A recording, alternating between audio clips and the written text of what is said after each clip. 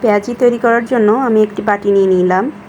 বাটির ভেতরে এবার আরেকটি বাটি বসিয়ে তাতে আমি ডালগুলো মেপে নিব। যতটুকু প্রয়োজন ততটুকুই আমি ডাল নিব। এবার ডালগুলোকে আমি বড় বাটিতে ঢেলে দিয়ে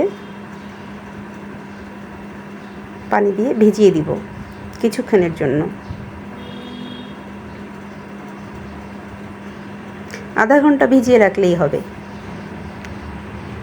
তারপর একটু হাত দিয়ে নাড়িয়ে চাড়িয়ে দিব যাতে ডালগুলো তলাতে লেগে না যায়। এরপর আমি রেখে দিলাম আধা ঘন্টার জন্য। আধা ঘন্টা পরে আমি আবার ফিরে এলাম। ফিরে এসে এবার আমি ব্লেন্ডার মেশিনে ডালগুলোকে পিষে নেব। আপনারা চাইলে শিলনোড়াতেও পিষে নিতে পারেন। আমি ব্লেন্ডারেই পিষে নিলাম।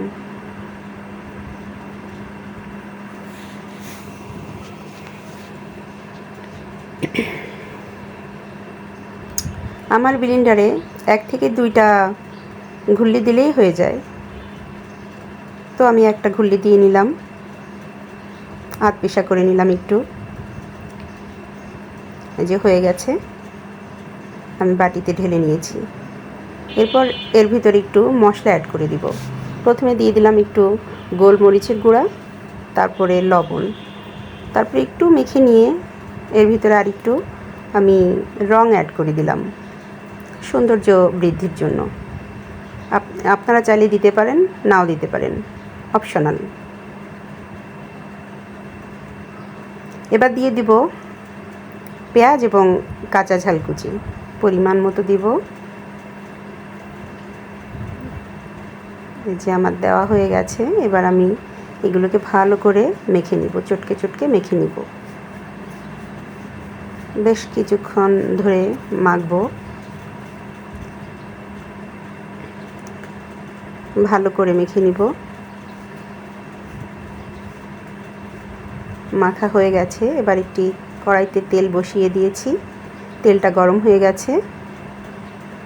এরপর আমি বড়াগুলোকে একে একে তেলের ভিতর ছেড়ে দিব। আমি বড়ার সাইজগুলো একটু বড় বড় করে দিয়েছি। আপনারা চাইলে ছোট ছোট করে দিতে পারেন, যার যেমন ইচ্ছা। আমার একটু বড় বড় করতে ভালো লাগে, এই জন্য আমি বড় বড় করেই তৈরি করে নিলাম। এক ব্যাচে আমি 3 থেকে 4টা বড়া দিয়ে দিব, সরি পেঁয়াজি।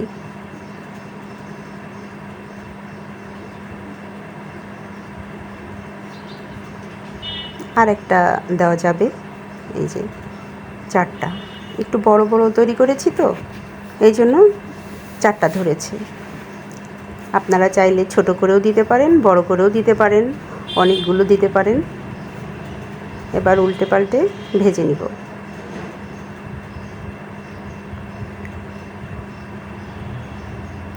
লালচে কালার হয়ে গেছে, তার মানে আমার পেঁয়াজিগুলো হয়ে গেছে। এবার তুলে নিলাম। তেল ছড়িয়ে নিতে হবে। আর এক ব্যাচ দিয়ে দিয়েছি অফ ক্যামেরায়। এই যে হয়ে গেছে, তুলে নিচ্ছি। এভাবে 3 থেকে 4 ব্যাচ তৈরি করলেই হয়ে যাবে।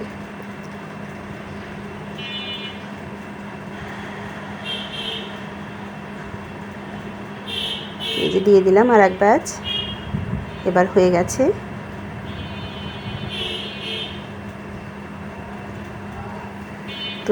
তুলে নিচ্ছি।